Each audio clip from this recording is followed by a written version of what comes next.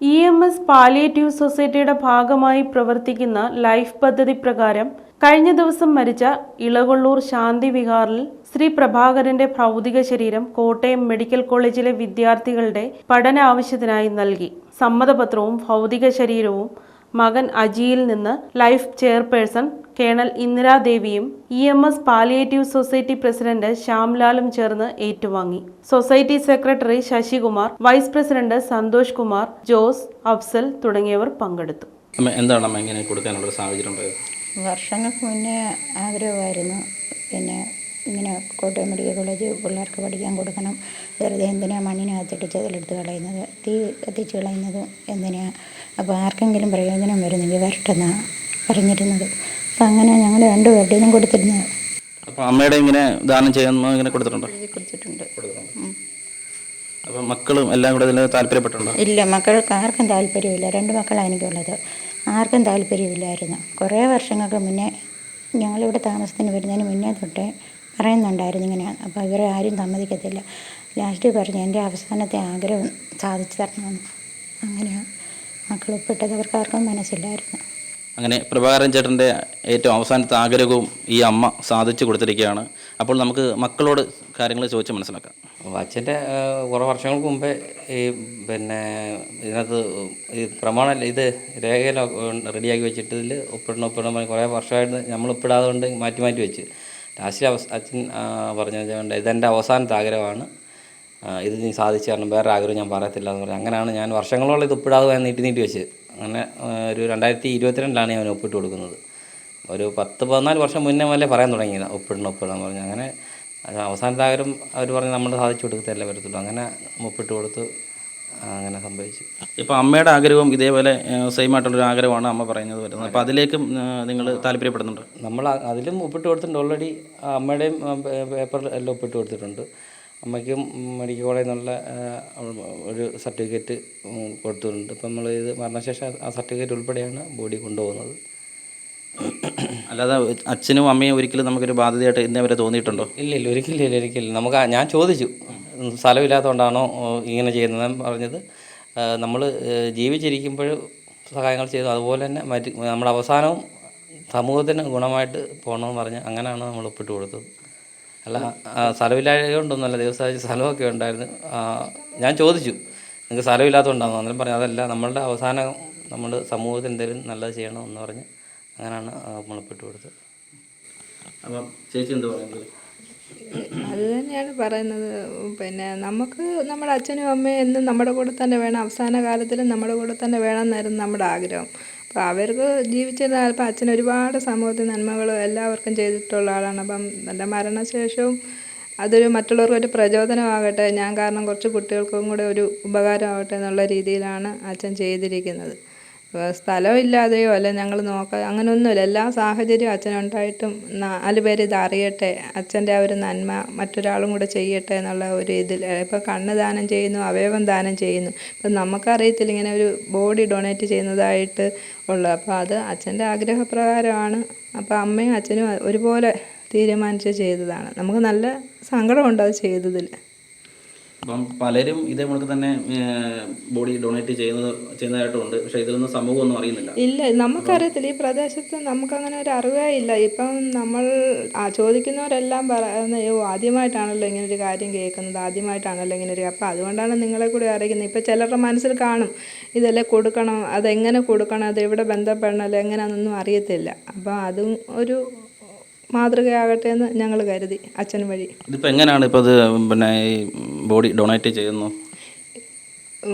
അത് ചാരിറ്റബിൾ ട്രസ്റ്റിൻ്റെ ഒരു ഇതിൽ അതിൻ്റെ അംഗം ഇവിടെ നിൽപ്പുണ്ട്. അത് നേരിട്ട് ചോദിച്ച് മനസ്സിലാക്കും. എൻ്റെ ഏറ്റവും വേണ്ടപ്പെട്ട ഒരു പ്രിയ സുഹൃത്തായിരുന്നു. അതായത് എൻ്റെ അച്ഛനേക്കാളും പ്രായമുണ്ടെങ്കിലും നല്ലൊരു സൗഹൃദമായിരുന്നു ഞങ്ങൾ തമ്മിൽ. ഞങ്ങളെപ്പോഴും ഇവിടെ വരികയൊക്കെ ചെയ്യുമായിരുന്നു. സാധാരണ എൻ്റെ പെങ്ങളുടെ മോൻ്റെ വീട് എൻ്റെ വീടിൻ്റെ അടുത്തായിരുന്നു. അവിടെ വരുമ്പോൾ തന്നെ അങ്ങനെയുള്ള കണ്ടുള്ള പരിചയമാണ്. പക്ഷേ പുള്ളിക്ക് എന്തോ ഒരു വ്യക്തിത്വം തോന്നി. ഞാൻ എന്തോ ഉണ്ടായാലും പുള്ളിയോട് ഒന്ന് സംസാരിക്കുമായിരുന്നു. പക്ഷേ പുള്ളി ഒരു പ്രത്യേക രീതിയിലുള്ള സംസാരം കാര്യങ്ങൾ കുഴപ്പമില്ല, എല്ലാം ശരിയാവും. അങ്ങനെ പുള്ളിക്ക് ഒരു പ്രത്യേക ഒരു വ്യക്തിത്വം ഉണ്ടായിരുന്നു. പുള്ളി ഇപ്പോൾ ചെയ്തത് ഞാൻ സന്തോഷിക്കുന്നേ ഉള്ളൂ. കാരണം മറ്റുള്ളവരെക്കാളും എന്തുകൊണ്ടും എനിക്ക് ഏറ്റവും ബഹുമാനം ഇഷ്ടം തോന്നിയൊരു വ്യക്തിയാണ് പ്രഭാകരനെ. കാരണം എവിടെ പോയാലും എന്നെ വിളിക്കുകയും പറയുകയൊക്കെ ചെയ്യും. ഞങ്ങൾ ഒരുമിച്ച് പോവുകയൊക്കെ ചെയ്യും. പുള്ളിയുടെ മോൻ്റെ കൂട്ട് തന്നെ എന്നെ കണ്ടതും ഒക്കെ നല്ല സഹകരണമായിരുന്നു. പുള്ളി സാധാരണക്കാരനായാലും നല്ല ചിന്താഗതിയാണ്. പുള്ളി നല്ലൊരു കർഷകനായിരുന്നു. എന്തുകൊണ്ടുണ്ടെങ്കിൽ പുള്ളി ഞാൻ ചോദിക്കും. പുള്ളിയുടെ മോനും അതുപോലെ ആ ലെവലിൽ തന്നെ പോകുന്നത്. ഇപ്പോൾ ഈ ബോഡി അവയവദാനം ചെയ്തു എന്ന് പറയുന്നു. അപ്പം അതിൽ പൂർണ്ണമായിട്ടും യോജിക്കുന്നുണ്ടോ? പൂർണ്ണമായിട്ടും യോജിക്കുന്നത്. കാരണം മറ്റുള്ളവർക്ക് വരും തലമുറയ്ക്ക് ഒരു പ്രചോദനമില്ലേ. പുള്ളി അങ്ങനെ ചിന്തിച്ച് പുള്ളി പറഞ്ഞത് പുള്ളിയുടെ മക്കളും വിഷമമുണ്ട്, പക്ഷേ എങ്കിലും പുള്ളിയുടെ മക്കളും അതിനെ ഫുൾ സപ്പോർട്ട് ചെയ്തു. എനിക്കും അതിനകത്ത് അഭിമാനമുണ്ട്. എനിക്കും അങ്ങനെ ചെയ്യണമെന്ന് ആഗ്രഹം ഇപ്പം. കാരണം ചുമ്മാ കൊണ്ട് മണി കൊണ്ട് കുഴിച്ചിട്ട് കാര്യമില്ലല്ലോ. എനിക്കങ്ങനെ ചെയ്യണമെന്ന് ആഗ്രഹം. ഞാൻ പുള്ളിയെ എപ്പോഴും ഒരു മാതൃകയാക്കി മുന്നോട്ട് പോകുന്ന വ്യക്തിയാണ്. കാരണം ഏത് കാര്യത്തിലും പുള്ളിയുടെ അടുത്ത് വരുമായിരുന്നു. അമ്മയ്ക്ക് അറിയാവുന്നത് എപ്പോൾ ഇവിടെ വന്നാലും ഞാൻ ഇവിടെ വരും. അമ്മയും കൂടെ വിളിക്കും. മനസ്സിൽ തോന്നുന്ന ഇമോഷൻ അല്ലെങ്കിൽ മുഖത്ത് കാണുന്ന ഇമോഷൻ നമുക്ക് മനസ്സിലാകും. എങ്കിലും നമ്മൾ ചോദിക്കുക, അമ്മയ്ക്ക് അത്രയ്ക്ക് പ്രിയപ്പെട്ട ഒരാളാണ് അമ്മയുടെ നിന്ന് ഇപ്പം പോയത്. അതെ, പുള്ളി അങ്ങനെ വീട്ടിൽ പ്രശ്നങ്ങളോ മറ്റു കാര്യങ്ങളോ ഒന്നും ഉണ്ടാകുന്ന ഒരാളല്ലായിരുന്നു. അതുപോലെ തന്നെ ആർക്കെന്ത് ഒരു അസുഖമോ എന്തെങ്കിലും വയ്യാല്ലേ കോട്ടയം മെഡിക്കൽ കോളേജിൽ പോകണമെന്ന് പറഞ്ഞാൽ ബിസിനസ്സുകാരനായിരുന്നു പുള്ളി. അപ്പം ആ ഉടുത്ത വേഷത്തോടാണെങ്കിലും പോകും. അങ്ങനെ ആൾക്കാരെല്ലാം സഹായിക്കുകയും എന്ത് വേണേലും ചെയ്യുകയും എടുക്കുകയും ചെയ്യുന്ന ഒരാളായിരുന്നു. ഇപ്പം ഈ ഏപ്രിൽ മാസത്തിൽ ഞങ്ങൾ വീണ്ടും കോട്ടയത്തിന് വയ്യാതായി പോയി.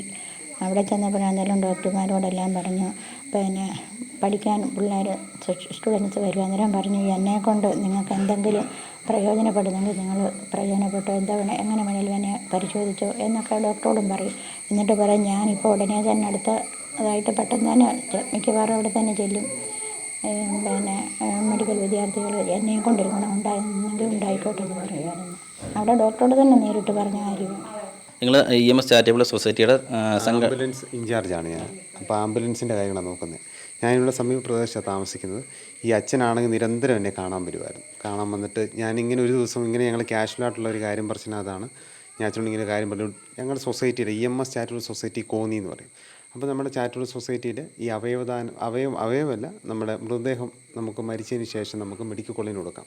അതായത് വരും തലമുറകൾക്ക് അത് പഠിക്കണമെന്നുണ്ടെങ്കിൽ നമുക്ക് അനാട്ടമി ഡിപ്പാർട്ട്മെൻറ്റിന് ഇത് വേണം, ബോഡി വേണം. അപ്പോൾ ആ ബോഡി നമുക്ക് അതൊക്കെ കൊടുക്കാൻ പറ്റുന്നത് വലിയൊരു കാര്യമാണ്. കാരണം അങ്ങനെ കൊടുക്കുന്നതൊരു കുറവാണ്. അപ്പോൾ അങ്ങനെ കൊടുക്കാൻ മനസ്സുള്ളവരുടെ നിന്ന് നമ്മൾ വാങ്ങിക്കും. അത് നമുക്ക് നേരിട്ട് പോയി ചെയ്യാൻ പറ്റത്തില്ല. അതിന് മീഡിയേറ്ററായിട്ട് പ്രവർത്തിക്കുകയാണ് EMS ചാരിറ്റബിൾ സൊസൈറ്റി. അപ്പോൾ അങ്ങനെയുള്ളവർ നിന്ന് ഈ ബോഡി വാങ്ങിച്ചിട്ട് നമ്മളത് എന്തോ ചെയ്യും, വാങ്ങിക്കുക എന്ന് പറഞ്ഞാൽ നമ്മൾ ഏറ്റെടുത്തിട്ട് നമ്മളത് കൊണ്ട് മെഡിക്കൽ കോളേജിൽ കൊടുക്കുക. കോട്ടയം മെഡിക്കൽ കോളേജിലാണ് നമ്മൾ കൊടുത്തത്, അവിടെയാണ് കൊടുക്കുന്നത്. അപ്പം ഈ അച്ഛൻ നിരന്തരമായിട്ട് വരുമായിരുന്നു. അപ്പം ഞാൻ അന്നേരം എല്ലാം പറയും, അച്ഛൻ ഇതുപോലൊക്കെ ഉള്ള കാര്യങ്ങളുണ്ട്, ഇത് വീട്ടിൽ മക്കളുണ്ടെങ്കിൽ അവരുടെ സമ്മതം വേണം, ഇല്ല പറ്റത്തില്ല. എന്നിട്ട് പലവട്ടവും പക്ഷേ ഞാൻ നിരാകരിക്കുകയും ഞാൻ ചെയ്തു. അങ്ങനൊരു കാര്യം വന്നു. പക്ഷേ അച്ഛൻ്റെ ഞാനിങ്ങനെ ശ്രദ്ധിച്ചു. അച്ഛനിങ്ങനെ നിരന്തരമായിട്ട് പറയും, അല്ല ജോസ് മോനെ എനിക്കത് ചെയ്യണം, എനിക്കത് കൊടുക്കണം. അപ്പം എനിക്ക് ആഗ്രഹം, എനിക്ക് എൻ്റെ ഒരു ജീവിതത്തിലൊരു ആഗ്രഹം, ഞാൻ മരിച്ചു പോയാൽ എന്നെ മണ്ണിലടക്കം ചെയ്താലും എന്നെ ദഹിപ്പിച്ചാലും അത് വെറുതെ പോത്തേ ഉള്ളൂ. പക്ഷേ ഇതുകൊണ്ട് ആരെങ്കിലും പഠിക്കണം. അതുകൊണ്ട് അങ്ങനെ വലിയൊരു ആഗ്രഹം പ്രഭാകരൻ അച്ഛനുണ്ടായിരുന്നു. എന്നോടത് നിരന്തരം പറയുമായിരുന്നു. അങ്ങനെ ആണ് ഞാൻ ഈ ബാക്കി കാര്യങ്ങളൊക്കെ ഇതിൻ്റെ ഫോർമാലിറ്റീസ് എല്ലാം അച്ഛന് പറഞ്ഞു കൊടുത്തു.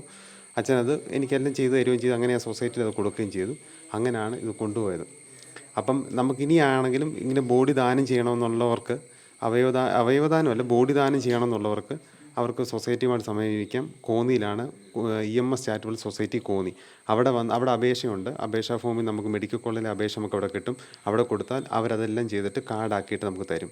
അങ്ങനെ മരണശേഷം മറ്റാർക്കും കുഴപ്പമില്ലെങ്കിൽ നമുക്ക് ആ ബോഡി നമുക്ക് മെഡിക്കൽ കോളേജിൽ വിട്ടുകൊടുക്കാൻ നമുക്ക് പറ്റും. അങ്ങനെ ഇപ്പോൾ ഈ ഒരു അച്ഛൻ്റെ കാര്യത്തിൽ അച്ഛൻ നല്ല കാര്യങ്ങൾ ചെയ്തിട്ടുള്ളൊരു അച്ഛനാണ്. എനിക്ക് അത്രയും ഇഷ്ടമുള്ള ഒരാളാണ്. അതുപോലെ ആത്മബന്ധമുള്ളൊരു അച്ഛനായിരുന്നു. അതുകൊണ്ടാണ് ഞാൻ ഈ അച്ഛനെ പരമാവധി ഇതിൽ നിന്ന് അങ്ങ് മാറ്റിയത്. കാരണം അച്ഛനത് ചെയ്യേണ്ട. പക്ഷേ അച്ഛൻ അതിനേക്കാട്ടിലും ഭയങ്കരമായിട്ട് എനിക്ക് കൊടുക്കണം എന്നുള്ള ഒറ്റ ആഗ്രഹത്തിൽ ഇരിക്കുമായിരുന്നു. ആഗ്രഹമാണ് സത്യം പറഞ്ഞ എന്നെ അത് ചെയ്ത് കൊടുക്കണമെന്നുള്ളത്. കാരണം ആ ഒരു ആഗ്രഹം എല്ലാവരും മടിക്കുന്ന കാര്യം അദ്ദേഹം ചെയ്തെന്ന് പറഞ്ഞത് വലിയൊരു കാര്യമാണ്. അത് സമൂഹത്തിന് സത്യം പറഞ്ഞ ഒരു വെളിച്ചമായിട്ട് പുള്ളി നിൽക്കുമെന്നാണ് എനിക്ക് തോന്നുന്നത്. ഇതുമൂലം മറ്റൊരാളും കൊടുക്കുന്നുണ്ടെങ്കിൽ അത് വരും തലമുറകൾക്ക് നല്ല ചികിത്സ കിട്ടാനും, അനാട്ടമി ഡിപ്പാർട്ട്മെൻറ്റ് അത്രയും ബോഡി എന്നാലും ഓരോ വർഷം 5 ബോഡി വീതമാണ്. ഒരു മെഡിക്കൽ കോളേജിന് 5 ബോഡി വീതം വേണം അനാട്ടമി ചെയ്യണമെങ്കിൽ. അപ്പോൾ അങ്ങനെ അവർ പഠിച്ചാൽ മാത്രമേ നമുക്ക് ചികിത്സിക്കാൻ പറ്റൂ. അവർക്കിത് കുറഞ്ഞു കഴിഞ്ഞാൽ നമ്മളെ ചികിത്സിക്കുന്ന കാര്യം, അപ്പോൾ നമ്മുടെ ചികിത്സ കണ്ടെത്താനും നമ്മുടെ അവയവങ്ങൾ കാണാനൊന്നും അവർക്ക് പറ്റത്തില്ല. സമൂഹത്തിന് നല്ലൊരു പ്രചോദനമാണ് പ്രഭാകരൻ ഇതുകൊണ്ട് ചെയ്തതെന്ന് ഞാൻ മനസ്സിലാക്കുന്നു. പ്രഭാകരൻ ചേട്ടൻ എന്നും ഈ അമ്മയുടെ മക്കളോടൊപ്പം ഉണ്ടാകും. കൊട്ടാരക്കര മീഡിയയ്ക്ക് വേണ്ടി ക്യാമറമാൻ ശ്രീകോനോടൊപ്പം സുജീഷ് പത്തനാപുരം.